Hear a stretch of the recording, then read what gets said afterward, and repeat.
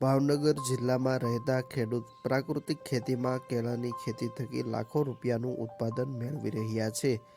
ભાવનગર જિલ્લા સહિત સમગ્ર સૌરાષ્ટ્ર તેમજ ગુજરાત રાજ્યમાં ખેડૂતો હવે રાસાયણિક ખેતી છોડી પ્રાકૃતિક ખેતી અપનાવી રહ્યા છે.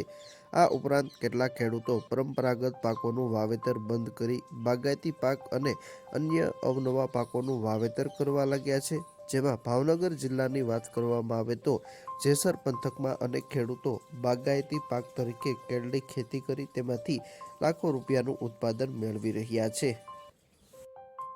મારું નામ જગદીશભાઈ કાળુભાઈ ધુંધળવા, ગામ ફાસરા, તાલુકો જેસર, જિલ્લો ભાવનગર. પહેલાં હું રાસાયણિક ખેતી કરતો, પછી 2 વર્ષ આ પ્રાકૃતિક ખેતી શરૂઆત કરી છે. પહેલાં કપાસ ને સિંગ ને એવું હતું, પણ એમાં બહુ ઉત્પાદન ન મળતું. પછી આ પ્રાકૃતિક તરફ વળ્યા છીએ અને અત્યારમાં કેળનું વાવેતર કર્યું છે 2 વર્ષ થાય. એમાં ઠીક થઈ જાય છે, ઓછા ખર્ચે. હાલ તમારે કેટલા વીઘામાં કેળનું વાવેતર છે, કેટલા વર્ષ પહેલા કર્યું હતું અને માવજત કેવી રીતે રાખો છો? ગયા વર્ષે 4 વીઘાની કેળ હતી, આ વર્ષે 6 વીઘાની છે કેળ.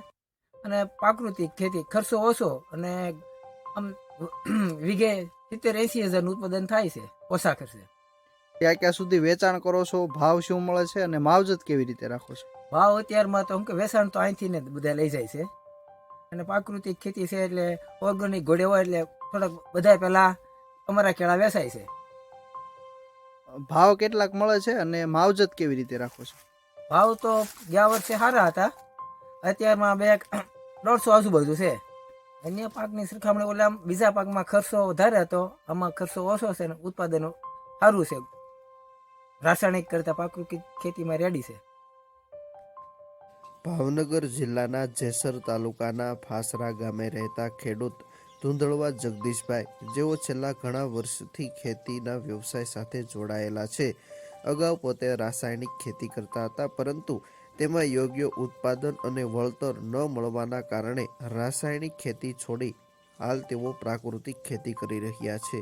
આ ઉપરાંત અગાઉ પોતે કપાસ, મગફળી જેવા પરંપરાગત પાકોનું વાવેતર કરતા હતા, પરંતુ તેમાં 1 વીઘામાંથી 20 થી 30 હજાર રૂપિયા સુધીનું જ ઉત્પાદન મળતું હતું. પરંતુ હાલ તેઓ 2 વર્ષથી બાગાયતી પાક તરીકે કેળની ખેતી કરી રહ્યા છે. તેમાંથી 1 વીઘામાંથી 80 હજાર રૂપિયા કરતાં પણ વધુનું ઉત્પાદન મેળવી રહ્યા છે.